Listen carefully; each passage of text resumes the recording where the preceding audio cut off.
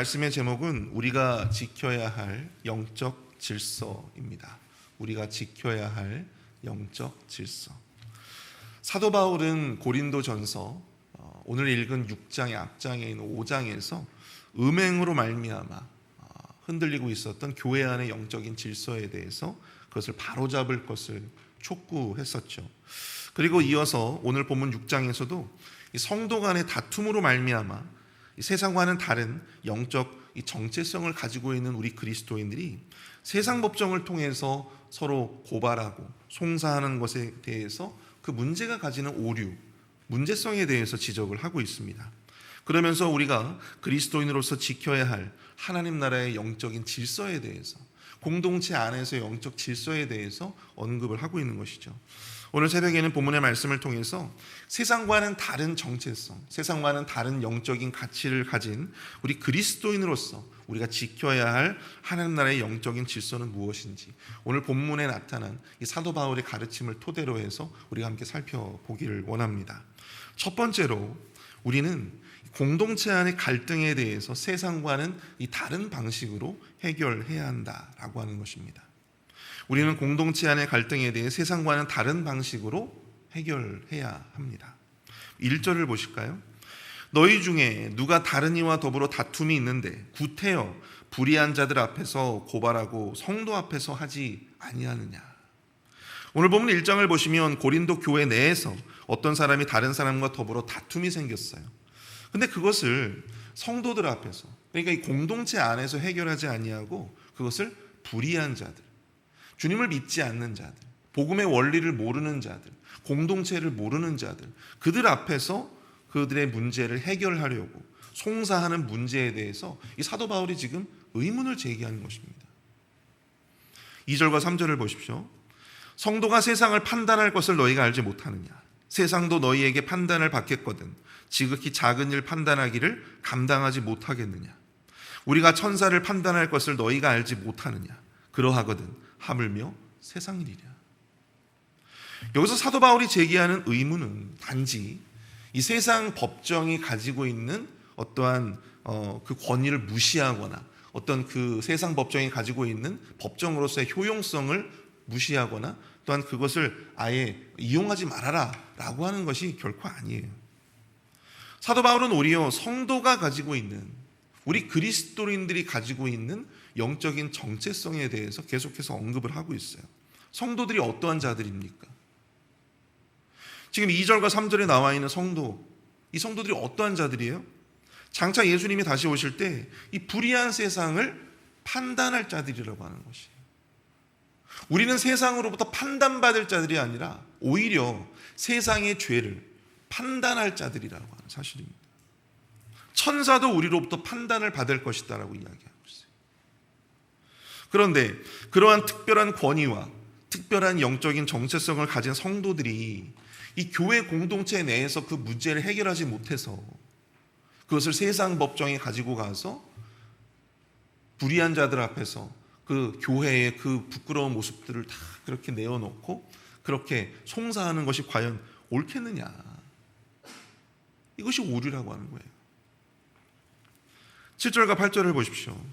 너희가 피차 고발함으로 너희 가운데 이미 뚜렷한 허물이 있나니 차라리 불의를 당하는 것이 낫지 아니하며 차라리 속는 것이 낫지 아니하냐.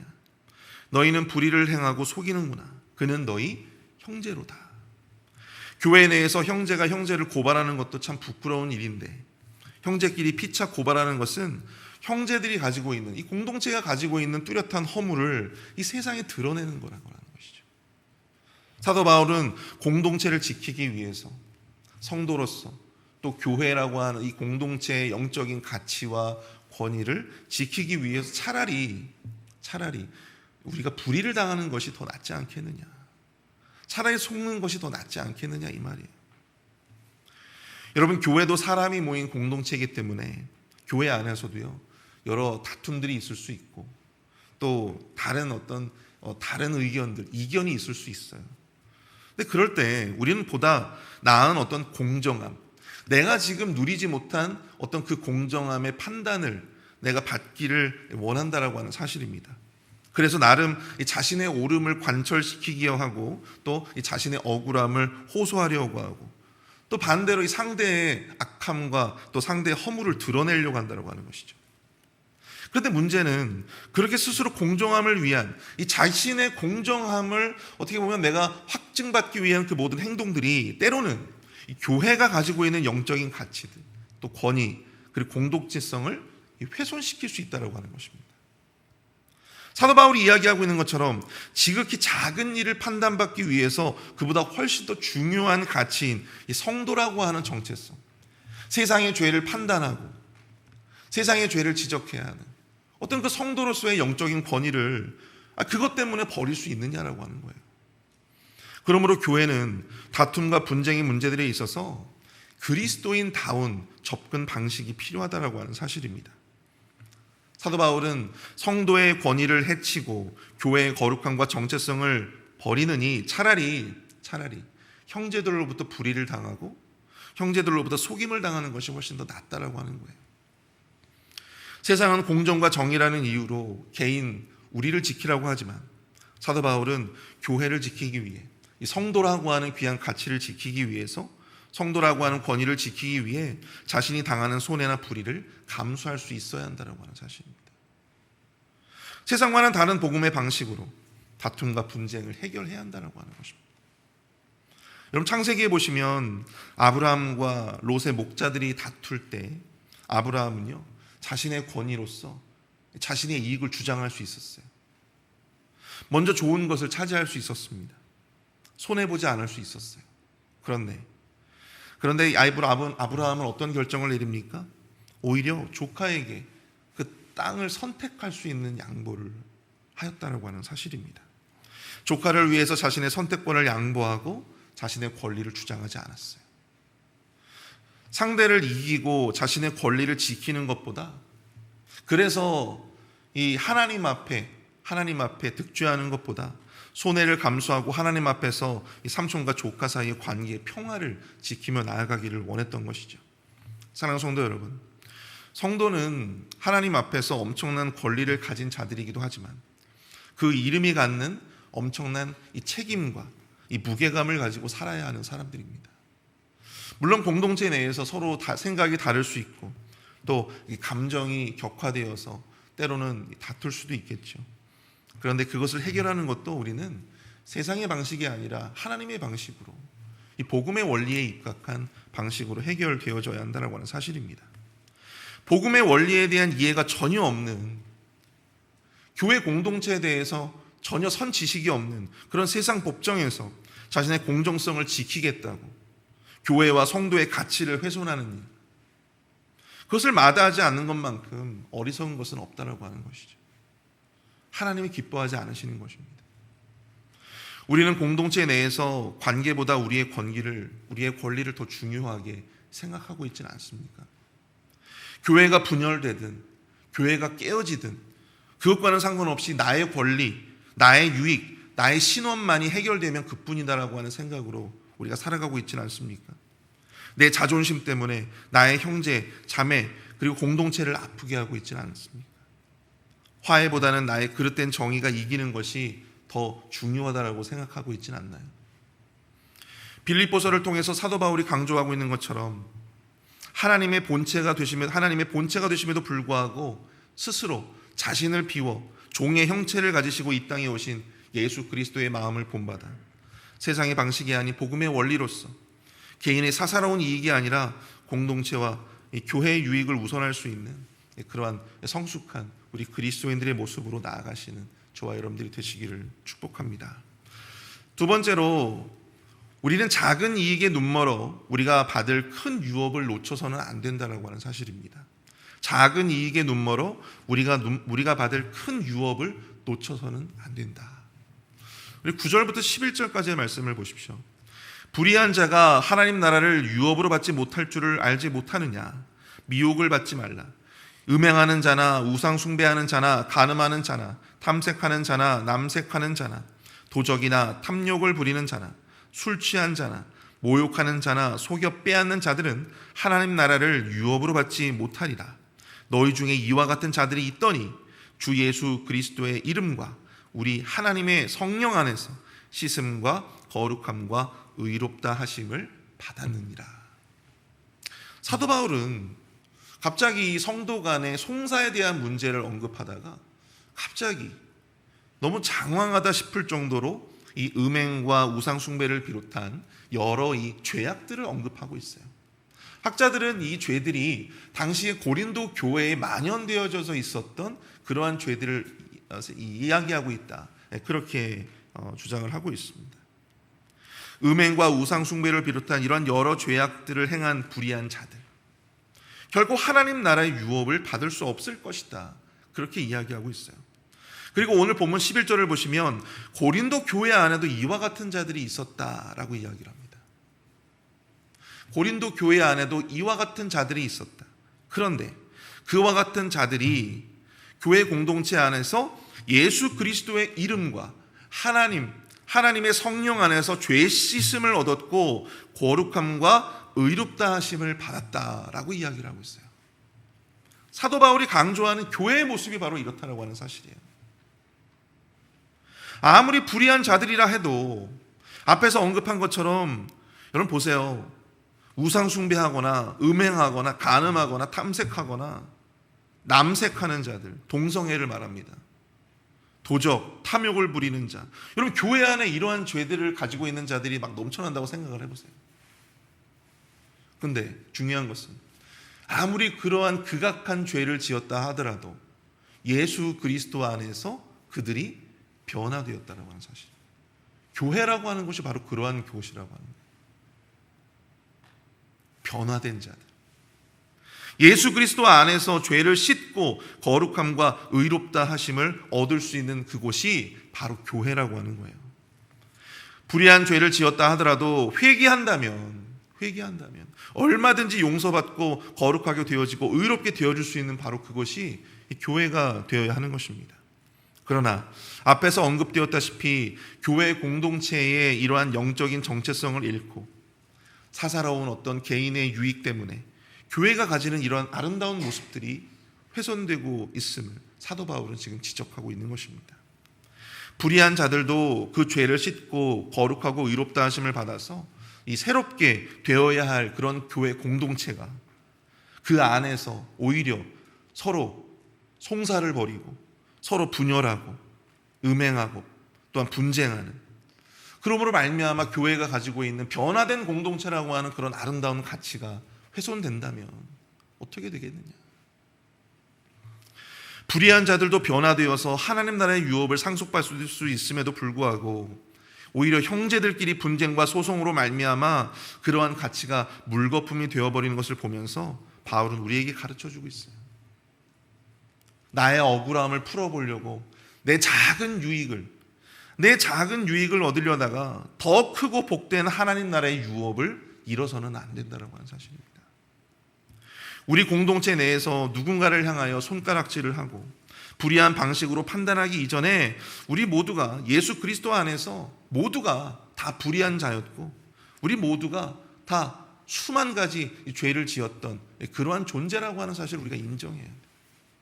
그리고 우리가 바로 예수 그리스도 안에서 변화받은 존재라고 하는 사실을 깨달아야 합니다.